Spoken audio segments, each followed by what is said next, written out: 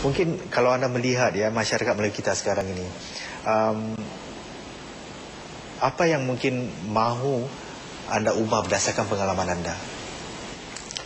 Kalau saya boleh lakukan dengan masa yang diizinkan, dengan dukungan-dukungan tertentu, saya ingin mengajak semua karyawan atau semua profesional yang ada di Singapura, marilah kita cuba bentuk satu badan atau satu networking untuk berkongsi sama. Marilah kita memberi dukungan kepada orang-orang yang ingin berjaya, menjadi mentor atau memberi coaching atau memberi pendidikan secara percuma. Dan saya rasa inilah satu-satu hal yang kita boleh mengembalikan pada masyarakat. Dan kalau kita tidak melakukan itu, siapa lagi? Ya, jadi kita di Malay Muslim Community ini harus mengambil alih permasalahan itu sendiri. Ya, jadi jangan mengharapkan dari kerajaan saja, kita harus menguasai permasalahan itu sendiri. Jadi kalau boleh saya kupas lebih jelas, bermaksud bahawa di peringkat karyawan ya, belum ada skim mentoring yang bagus maksud anda ya, untuk membantu mereka. Kita mempunyai skim mentoring untuk para pelajar dan sebagainya, yang untuk keluarga yang bermasalah. Tapi untuk karyawan, bagi anda belum ada skim mentoring yang bagus. Ya, menurut saya ada program-program yang sudah dilakukan, tapi masih belum lengkap dan tidak sustainable. Kerana program mentoring ini berbentuk perpanjangan, bukan satu sesaat. Ya, jadi itulah yang kita harus, pengorbanan dari individu adalah masa yang diperuntukkan. Pembangunan kita sendiri memperlukan waktu untuk membantu individu tersebut. Ya, jadi saya rasa program-program ini harus berjalan dengan jangka waktu yang berpanjangan, rather instead of just one off. Ya, jadi program yang sekarang saya ingat masih singkat. Ya, saya sendiri dengan pengalaman mentoring yang saya dapat dari atasan bos-bos saya yang terdahulu, itu sangat memberi kesan yang sampai saat ini.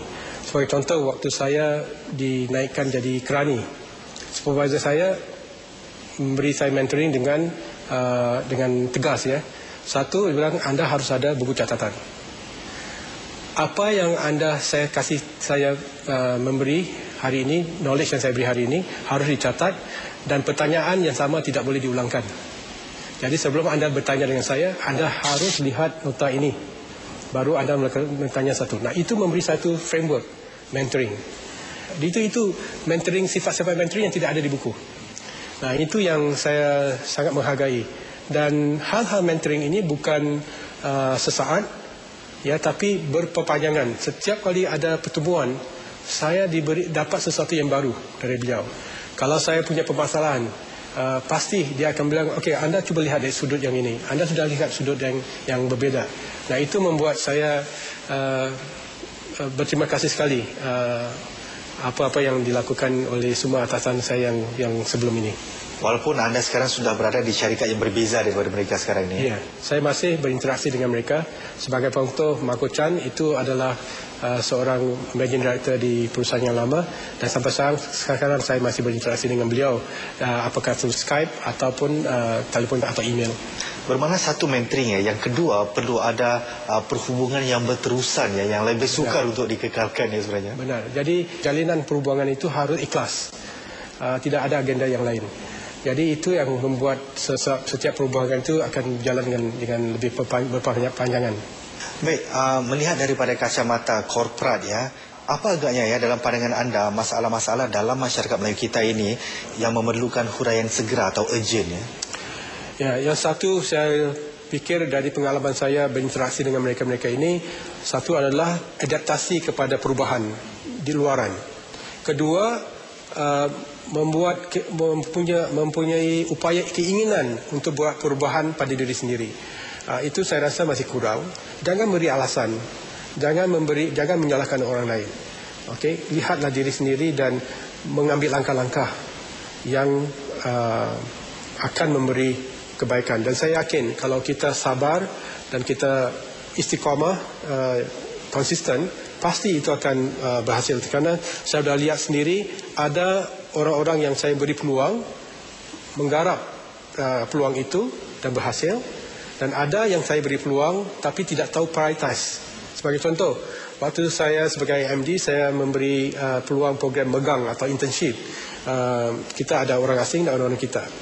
Begitu ada tantangan pekerjaan, kita memberi taklimat dan bilang okey, kita perlu bekerja lebih dari waktu jam bekerja untuk menyelesaikan masalah ini. Orang kita bilang, oh maaf saya nggak bisa kerana saya harus berolahraga, ada soccer game.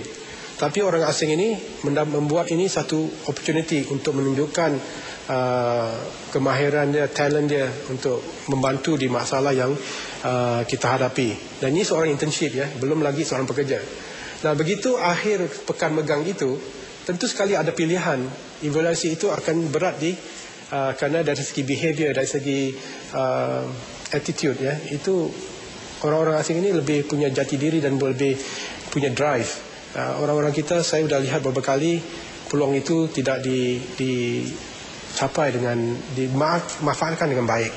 Kedua, seseorang itu yang telah diberi peluang, saya mengangkat seorang itu menjadi manager, tetapi dia tetap di peranan doers, melakukan hal-hal yang sifatnya itu memang tugas, tapi sifat-sifat yang lain, mempertekadkan diri, melakukan hal-hal strategik, insightful thinking, itu tidak dilakukan. Lebih senang menjadi seorang pelaku daripada pemikir.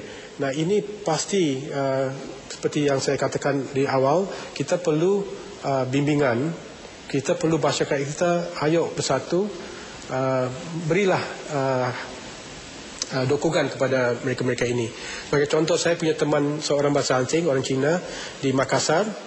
Nah, begitu satu hal yang unik bahasa asing ini adalah dukungan di dalam masyarakat itu sangat kental, sangat kuat. Sebagai contoh, seseorang ini ingin membentuk perusahaan sendiri, tidak punya modal. Jadi Ibu Mika ini seorang Cina, pengusaha yang sukses. Dia mengumpulkan semua teman-teman yang ada. Nah, okey, kita main arisan atau di sini panggil senoman ya. Okey, dan kita kumpulkan dana. Nah, dana ini dibagi kepada seseorang ini yang ingin berusaha dalam bidang pengumpulan ikan ya, hasil laut. Nah, setelah dia akan mencicil atau membayar arisan ini sampai ke jelak, sampai hutangnya habis. Tapi itu bukan hutang, itu sebentuk pinjaman dan tanpa interest. Nah, di sinilah dokongan-dokongan ini yang kita kurang di masyarakat kita.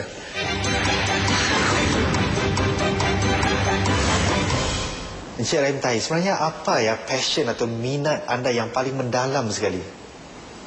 Kalau sekarang ini pendidikan. Setelah saya dapat pengalaman dan setelah banyak membaca buku, saya rasa pendidikan itu penting. Dan di sini saya akan, kalau setelah saya bersara, saya akan terus di bidang ini, bidang pendidikan. Mengajar. Dan sejak tahun 1998, saya telah melakukan lecturing sebagai sambilan di NTU di bidang logistik. Dan sekarang saya telah membentuk satu sekolah logistik di Indonesia. Dan Alhamdulillah telah ada 20 mahasiswa yang telah lulus tahun lalu, dan tahun lain ini ada lagi 20 yang akan selesai kuliah di akhir tahun. Dan di sini saya lihat adalah kita juga harus lihat ke depan, setelah berumur, setelah bersara, apa yang kita bisa lakukan. Jadi saya rasa ilmu, pengalaman sangat membazir ya, kalau kita tidak bisa memberi kepada, men-share atau berkongsi sama kepada masyarakat. Jadi di situ saya rasa itu ada satu pulangan yang saya boleh lakukan kepada masyarakat umum. Sebenarnya apa yang seseorang perlukan ya untuk mendaki tangga korporat seperti yang telah anda lakukan? Ya, ini sangat penting. Mungkin di sini promotion itu sebenarnya kita harus create. Kalau anda lihat dari awal perjalanan kerjaya saya atau pekerjaan saya diangkat itu bukan kerana saya dilihat oleh seseorang atau saya bilang ke bos saya harus dipromosi, tapi saya menciptakan suasana untuk bisa dipromosi. Sebagai contoh, setelah mengirim surat, itu kan urusan saya sudah selesai jam 5, tapi jam 6 ke atas saya duduk dengan teman-teman belajar bagaimana melakukan hal-hal di luar bidang saya, di luar urusan saya. Nah, di situ saya lihat akan memberi jaminan. Kalau ada peluang yang lain, pengalaman itu akan mendukung, menjamin saya mendapat peluang tersebut. Jadi bagi anda ya, peluang bukan datang dari luar ya, Bukan. Peluang dari dalam ya, dari diri sendiri ya. Ya, jadi itu tahap pertama yang saya lakukan, peluang untuk beralih dari seorang pengiriman dan juga jadi seorang kerani. Dan setelah itu, peluang yang lain, potensi atau talent yang kita ada, kita harus menyalahkan, menunjukkan. Kita jangan melakukan satu sesuai tugas, tapi cuba ambil tahu sesuatu yang di luar tugas dan tidak takut mendapat tugas tambahan. Ya, selalu teman-teman saya yang lalu kalau diberi tugas tambahan akan merungut. Tapi kalau saya diberi tugas tambahan, saya mengambil itu satu tantangan. Nah, dari situlah mula peluang-peluang itu dibuka. Dan sampai saat ini di DHL Supply Chain ini saya ada 3-4 tugas tambahan. Satu adalah dari segi regional responsibility, saya harus merancangkan bagaimana kita memperbaiki key account management. That means customer yang terpenting, top 10 customer, top 40 customer yang kita harus beri penanganan khusus. Saya harus melakukan sesuatu program untuk dilaksanakan di Asia Pasifik. Itu tugas yang berat ya. Baik, apa falsafah pengurusan yang anda amalkan ya sebagai seorang bos besar di Indonesia ini?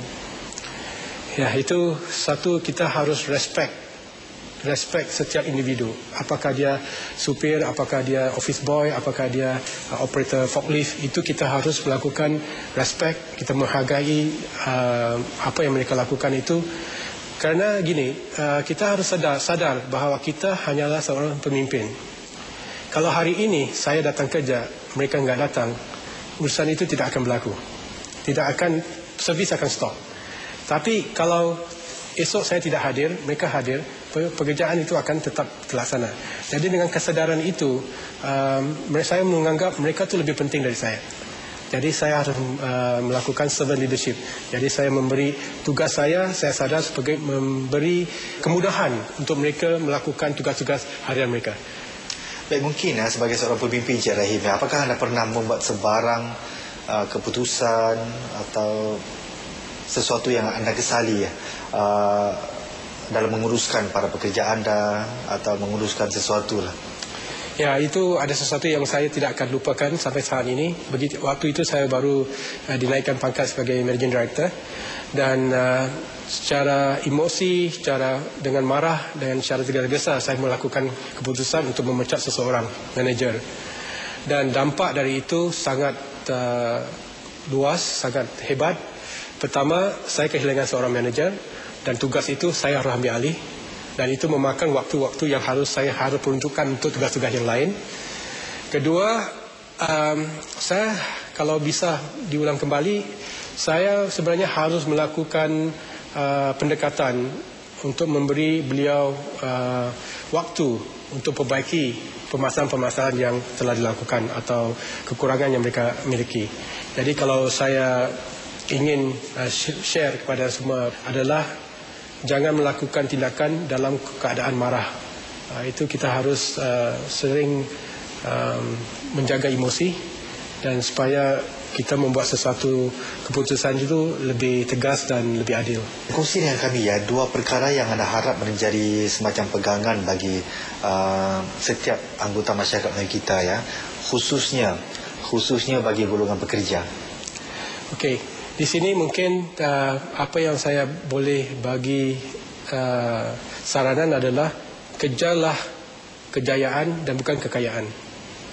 Kerana setiap kejayaan itu akan mendorong kita melakukan kejayaan yang lain. Dan setiap kejayaan itu pasti ada imbalannya. Dan di sini saya sudah membuktikan bahawa sesuatu keberhasilan itu memberi manfaat yang sangat baik. Jadi saranan saya adalah bukan kekayaan yang kita kejar, tapi kejayaan itu sendiri yang penting untuk kita mendorong ke tahap-tahap yang lebih baik dari sekarang. Encik Abdul Rahim Tahir, terima kasih kerana sudi berbicara dengan kita. Alhamdulillah.